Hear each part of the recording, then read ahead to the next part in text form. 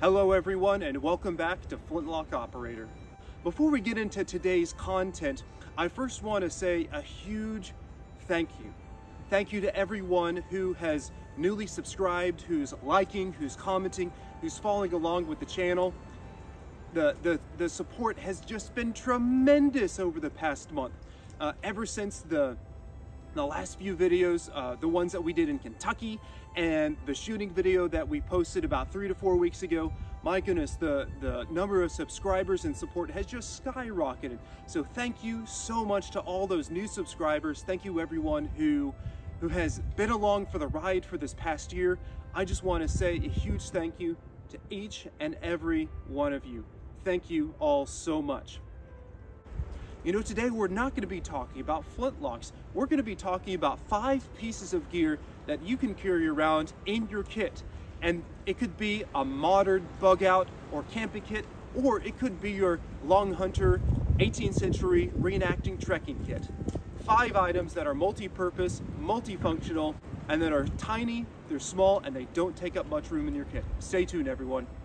All right, 4 of these 5 items are so small that they easily fit down within my little trade kettle here. So let's dig into this kettle and see what we got. Now the first item on this list is a sewing kit.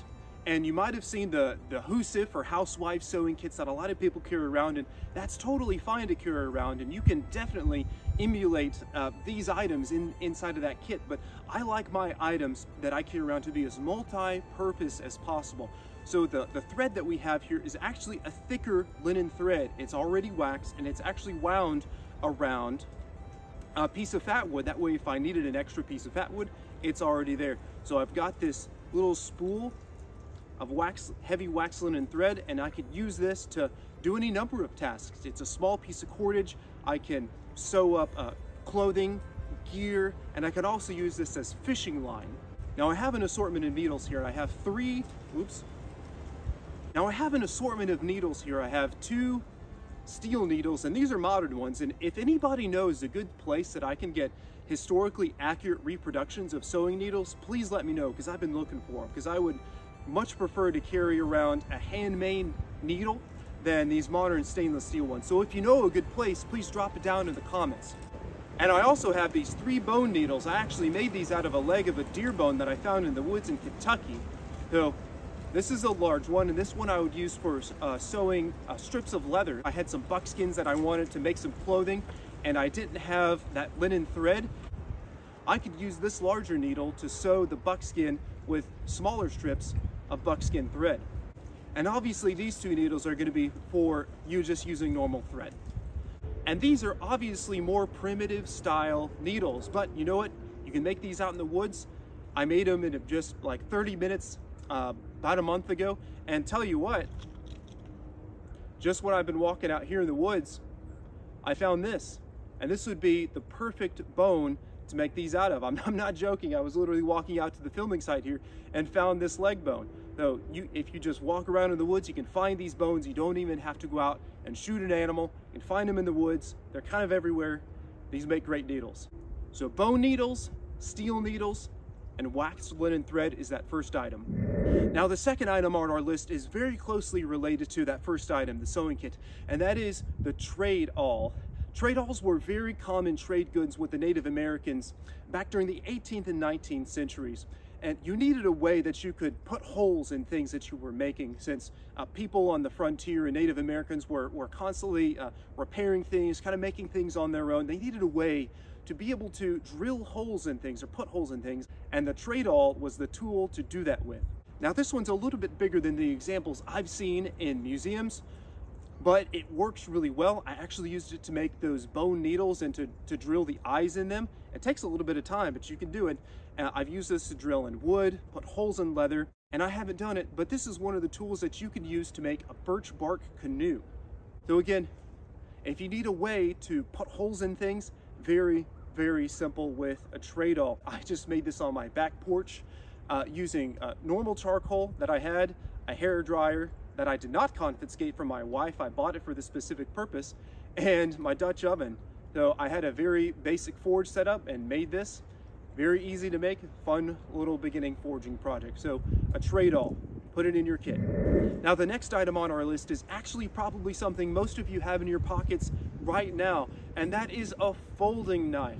So many people carrying around folding knives today, and that is no exception for the 18th and 19th centuries. These things were exceptionally common. They could be plain and simple like this, or they could be ornate. They could have a lockback. They could be inlaid with gold, silver, engraved. This one, however, is just plain Jane and simple. And I don't need to tell you what this is for. It's for cutting anything and everything that you would want to cut. Folding knives were very common, not just along the frontier, but all throughout the 18th century.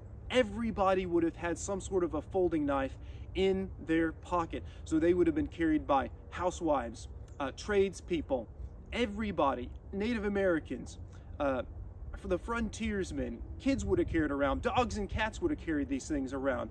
So all we have is just one pivot point, a simple steel blade, a simple hardwood handle, and what you have here is a knife that you can use for probably 90% of your cutting and carving tasks.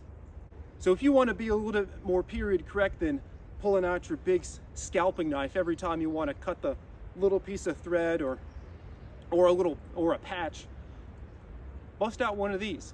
Not near as many people carry these for their portrayals of 18th century people, so having one of these, just like you do in everyday use today, is going to be exceptionally handy for your 18th century personas and kit as well. The fourth item on our list is in this tin. I bet you can't guess what it is. Yep, it's fat. This fat is beef tallow, and tallow is a rendered form of suet. Suet is a type of fat found near the kidneys. It's a harder fat, and when it's rendered down into this tallow, it's shelf stable, it won't rot, it doesn't stink, and it can be used for so many purposes. First of all, if you get hungry, you could actually eat this. And no, it doesn't taste good, but the human body can burn fat. Ever heard of ketosis? You could eat this and at least survive. So first of all, it's an emergency food source. Man, I was trying to think of all the sources, all the things that you could use this for, and there's so many. You could use it as a food. You could use it as a leather dressing. You can use it to treat your gun. You can use it as a patching lube for your gun. If you have access to some sort of an iron oxide or some sort of a powdered pigment, you could actually use this to make a Native American style war paint. You could use this on dry skin, on dried lips, for so many things, for self-care, for food, to treat your gear and equipment. And last but not least, you can actually use this as a candle. So as you can see, having just a little tin of tallow like this, it would be so handy to keep around in your kit. And we know 100% that the frontiersmen were carrying around some sort of tallow oil. Mostly it was bison or bear. Bear oil and bear fat is very expensive, but this stuff is beef tallow, and you can get beef tallow at Walmart. I think a jar of this cost around $15 to $18, don't quote me on that, but it'll last you quite a long time if you're not using it every single day. So remember, keep some sort of a container of animal fat in your kit. It's going to serve you well, it's going to be multi-purpose, and it might even save your life if you have to eat it. Now the fifth and final item on our list for today is actually something I'm wearing on my person right now, and that's a large neckerchief or handkerchief. Now this isn't the one that I usually use for all my camp tasks. This is my nice one that I hand sewed all the edges that took forever. But the one that I normally use is right here. So this is a 3x3 linen handkerchief, bandana, whatever you want to call it. In our modern times in kits, there's so many people that carry around something called a shemagh, and it essentially is a very large cotton bandana. This one's made out of linen because I wanted to be a little bit more period correct, because cotton wasn't nearly as common in the 18th century as it is today. But this guy has been with me through thick and thin, and you could probably spend all day thinking of ways that you could use a cotton bandana. All those old Boy Scout manuals are full of uses for one of these. So there's a reason that bandanas have been such a staple piece of woods running kit for so long.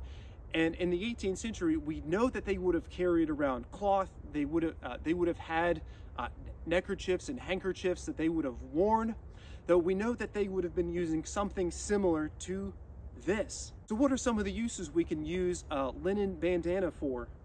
Well, I'll show you a couple of them. One of them is we can use it like a neckerchief. And this is a really great way that I've used a lot in the past to keep my neck warm on cold days, and even keeping it warm when it's drizzly and slightly wet outside. Another one would obviously be having a sling. If you get your arm hurt, you could use it as a binding. Man, you could, if you really needed to, you could cut this up, use it for bandages. I've actually cut some patches out of this for my flintlocks to use whenever I ran out of patches in the woods. Man, what else? You could pick pots up and hot stuff off the fire. I've used it as a head covering a lot. If it's real hot outside, I'll wrap it around my head pirate style and kind of keep the sweat out of my eyes. You can use it for cutting up and putting in your char tin and having charred material so you can start a fire. And one of the coolest things you can use this for is actually wrapping up some of your smaller pieces of kit in it. Let's say if your pack's full and you want to carry some extra food, you can wrap it up in this, roll it up, and put it around your waist like a fanny pack or like one of those old military style butt packs. And I've carried around food like that all day and like that before, and it's very, very comfortable. So you can use it as a pack, a garment. You can use it as for cleaning gear. You can use it for so many things. You could use it for patching clothing. There's so many things that you can use a piece of kit like this for.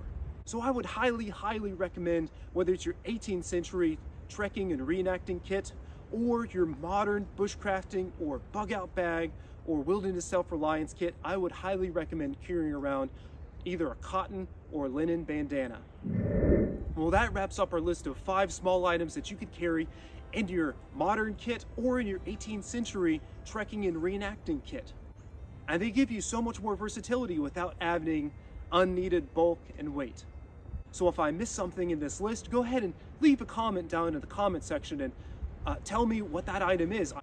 I'm always looking for more authenticity and better and more multi-purpose items so I can know more and carry less.